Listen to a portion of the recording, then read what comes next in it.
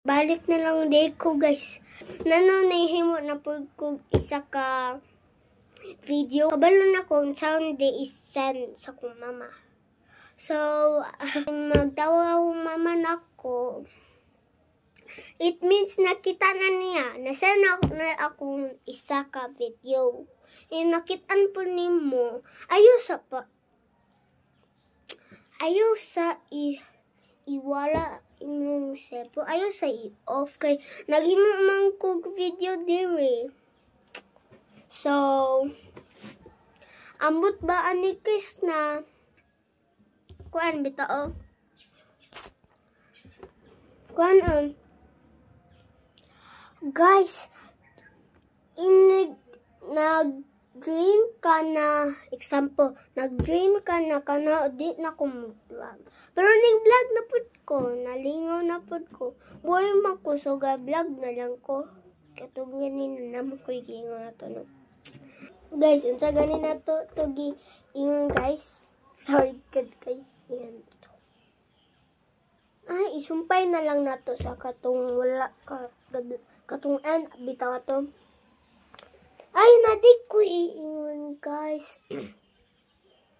Kanang mukuan bitaw nag-realize ko na ginahan baka kung gi-vlog kay ambot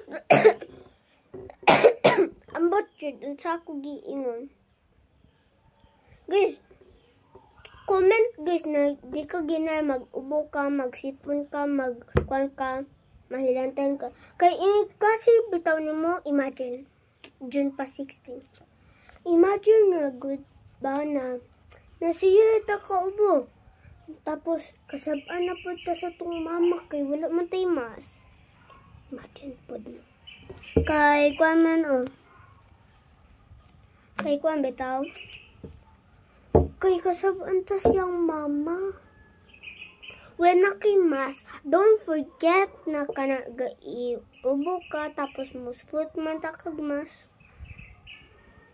Kay even kamutra nimo, bawal na siya kay kuman katong things ato gipang gunit, hugaw man to, di bawal to.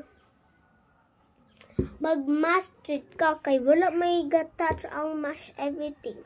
Di wala germs mo at si mong nose. Ana, subscribe. Bye-bye. Maghimo na pud ko niya.